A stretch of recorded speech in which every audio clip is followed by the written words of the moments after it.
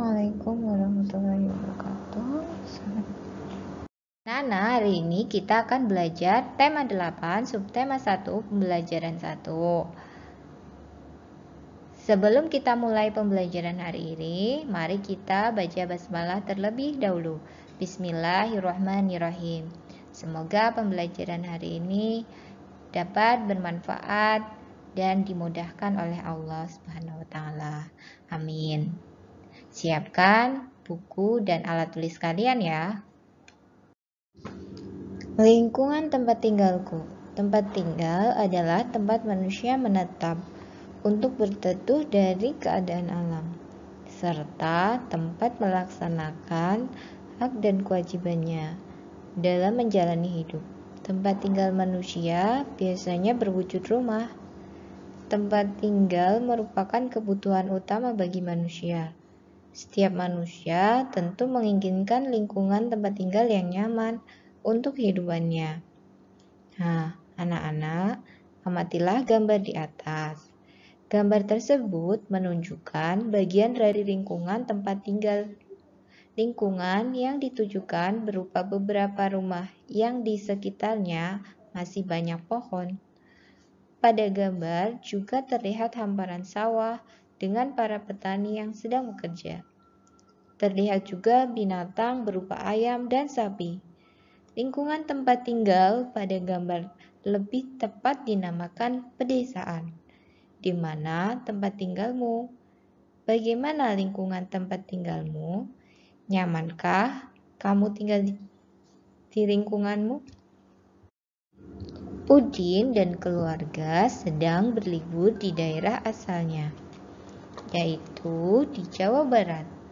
Di lingkungan tempat tinggal Udin di Jawa Barat terdapat tempat wisata Telaga Warna. Telaga Warna diletak di kawasan Puncak Bogor. Saat Udin berwisata di Telaga Warna, ayah Udin menceritakan asal mula Telaga Warna.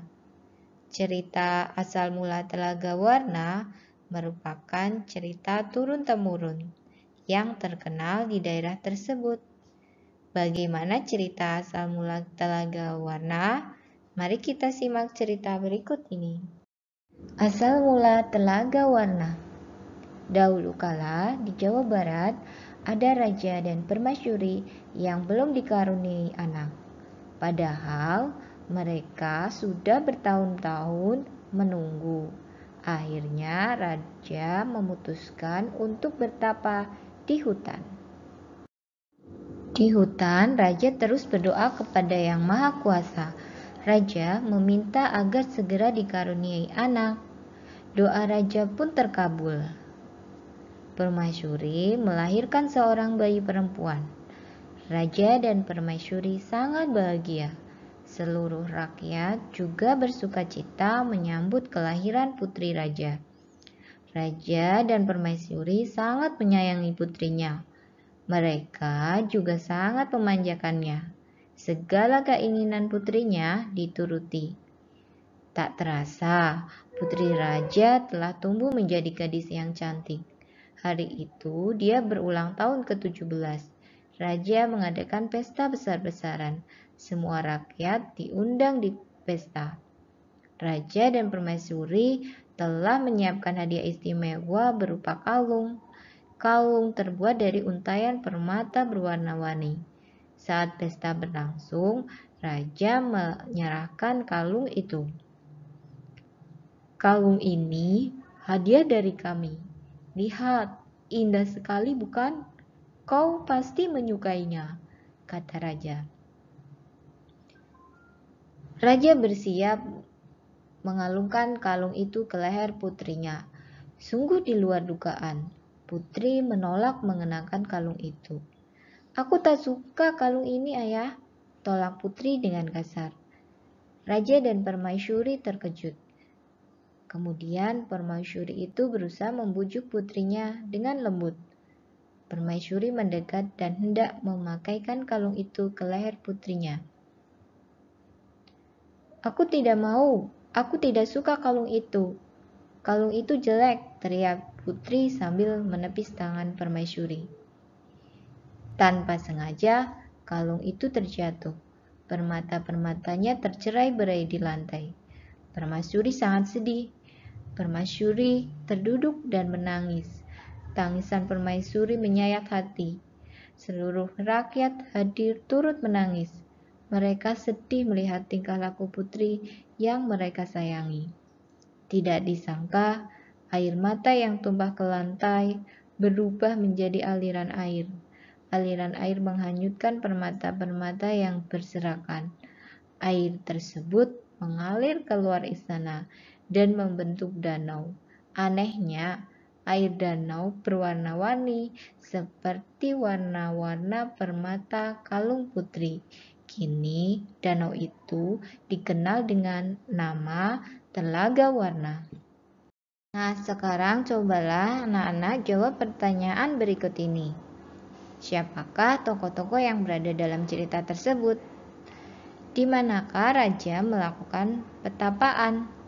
Yang ketiga, apakah hadiah yang disiapkan raja dan permaisuri untuk ulang tahun putrinya? Yang keempat, mengapa permaisuri bersedih dan menangis? 5. Bagaimana sifat putri dalam cerita tersebut? Di dekat rumah Udin di Jawa Barat juga terdapat taman bermain. Udin dan saudara-saudara sepupunya bermain di sana. Dita ingin bermain ayunan. Udin membantu Dita menarik dan mendorong ayunan. Udin menarik ayunan, kemudian Udin mendorong ayunan. Udin telah memberikan gaya pada ayunan itu. Apakah yang dimaksud dengan gaya? Ya, gaya adalah suatu kekuatan yang mengakibatkan benda yang dikenainya dapat mengalami gerak, perubahan kedudukan, atau perubahan bentuk. Gaya juga dapat diartikan sebagai tarikan atau dorongan yang dapat mempengaruhi keadaan suatu benda.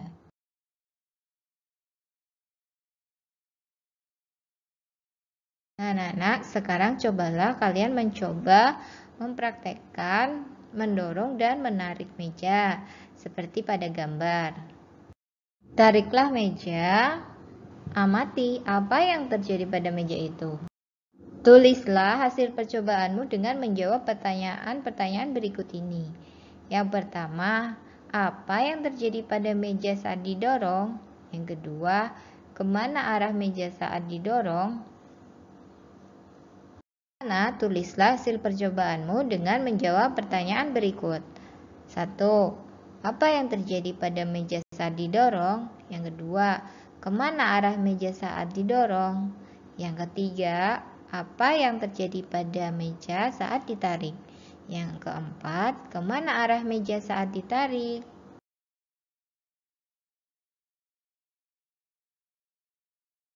Jawablah pertanyaan berikut ini. Yang pertama, apa yang kamu pahami tentang cerita fiksi? Yang kedua, apa ciri-ciri cerita fiksi itu? 3. Apa yang dimaksud dengan gaya? Yang keempat, apa yang dimaksud dengan gerak?